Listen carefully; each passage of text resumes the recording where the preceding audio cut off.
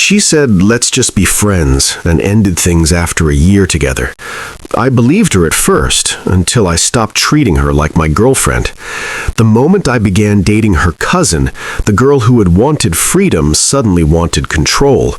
That's when everything came to a head. She looked me dead in the eyes and repeated, let's just be friends.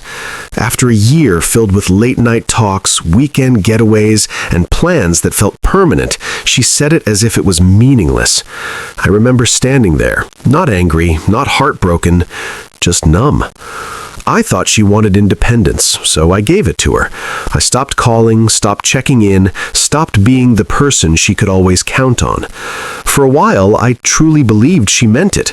I convinced myself that letting go gracefully was the mature choice. But here's the ironic part about letting someone go. You get to see what they actually wanted. The moment I stopped treating her like my girlfriend, she started acting like one again. And when I started seeing her cousin, everything shifted. Emma and I had been together just over a year, though anyone who knew us would swear it felt much longer. We weren't just dating, we were practically cohabiting.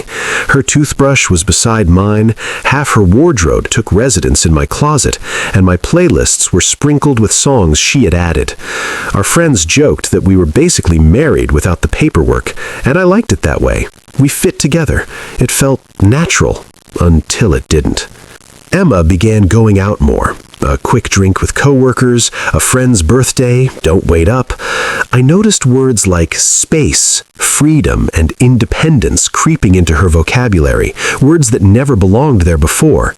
She spoke about traveling alone, about losing oneself in a relationship. I didn't fully understand, but I listened. When you love someone, you try to give them the space they seek. Then one night she said it again. I think we should just be friends. No argument, no tears, just calm, deliberate words, as if she'd been rehearsing them. I didn't fight back. Maybe I should have, but instead I nodded, said, if that's what you need, and watched her pack a few things.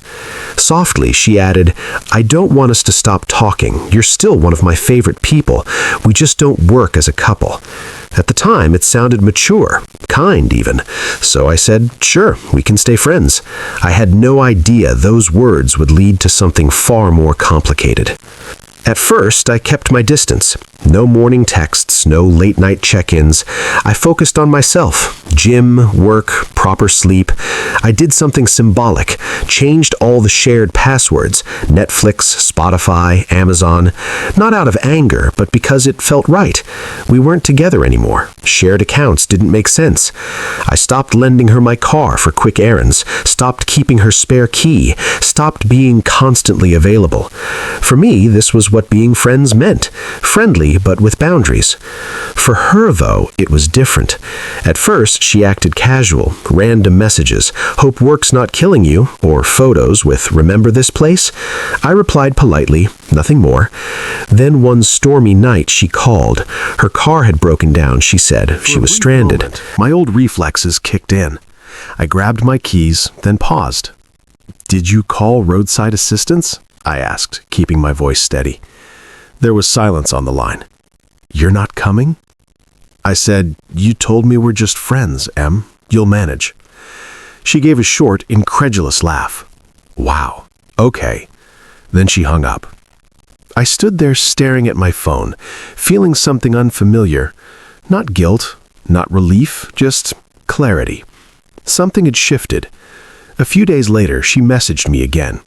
You don't need to shut me out. Just because we're not together doesn't mean you have to act like I don't exist. That line stuck with me, because I wasn't pushing her away. I was simply respecting what she asked for. That's when it hit me. When she said, let's be friends, what she really meant was, keep treating me like your girlfriend, just without the commitment. When I stopped doing that, when I stopped being her emotional backup, her tech guy, her ride whenever she needed one, her around-the-clock therapist, she didn't know how to handle it. Suddenly, she was everywhere. Comments on my posts, random calls, small questions like, hey, did you change the Netflix password?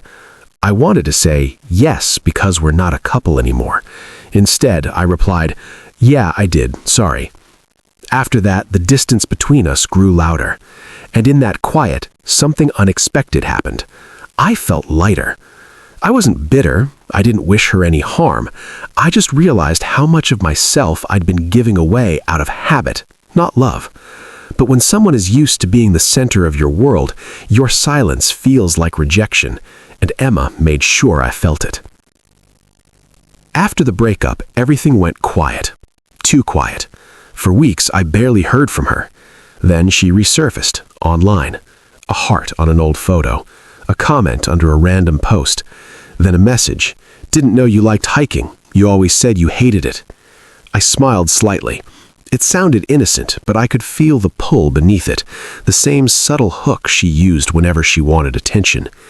A few days later, another text. New haircut, looks good.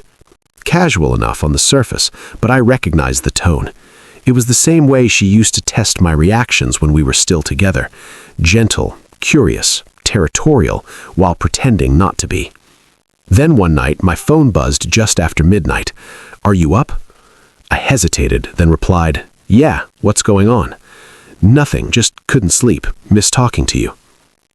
I stared at the message for a long time, the kind of silence that makes the room feel smaller. Then I turned my phone off. The next morning, another text appeared. Guess you're too busy now. I didn't respond. That's when it began, the slow, unspoken battle. Emma didn't want me back. She just didn't want me to move forward. Every time I pulled away, she found a way to remind me she still existed in my life. A casual, hey, a shared memory dropped like bait. At first, I ignored it. Then it got stranger. Mutual friends would bring her up. Emma said she saw you last weekend. Except she hadn't. It felt like she was hovering around my life again, close enough to watch, distant enough to deny it. So I turned my focus inward. Work, gym, proper rest. Then one Friday, a friend invited me to a small birthday get-together. I almost declined, but I went.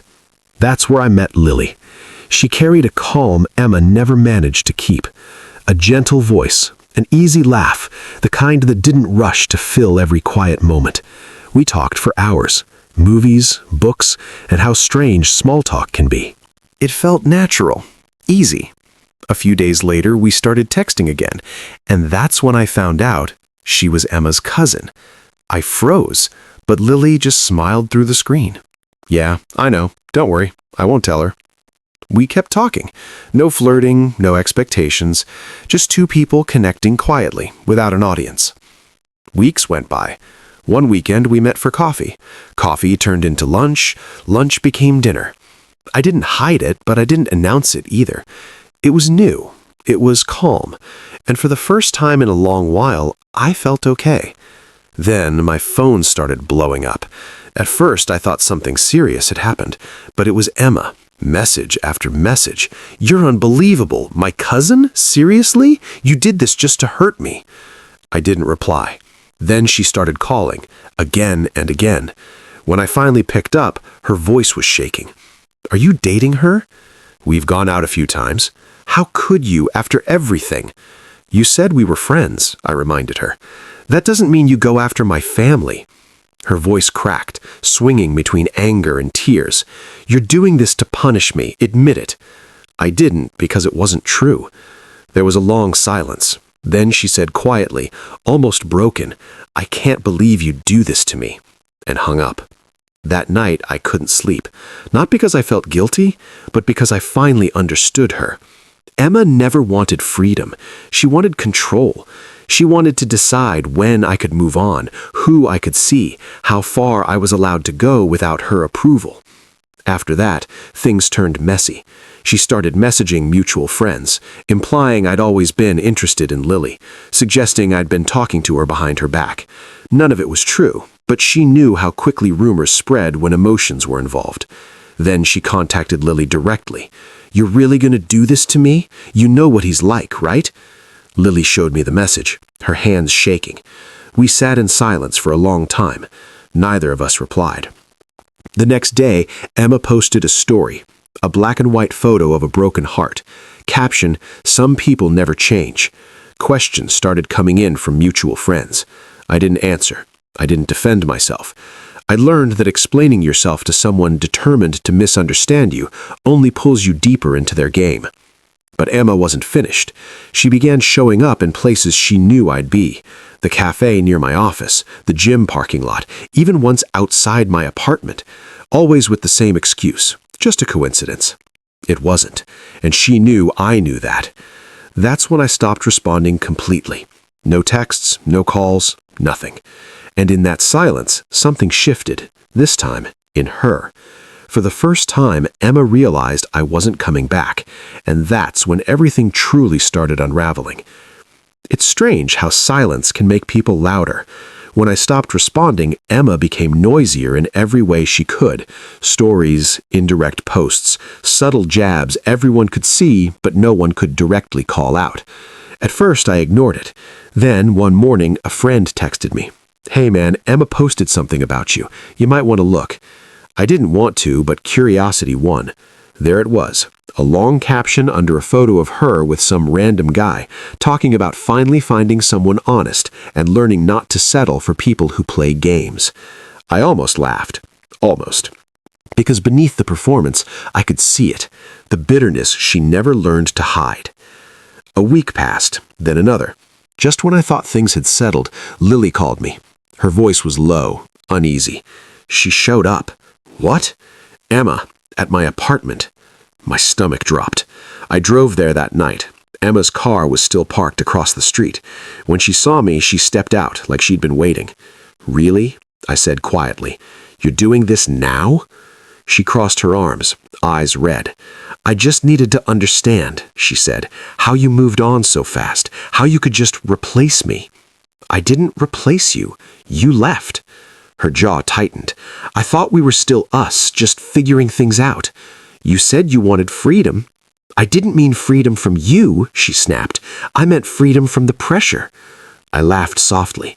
"You don't get to ask for freedom and still demand ownership." Her expression shifted. Hurt first, then anger. "You never cared about me the way I cared about you."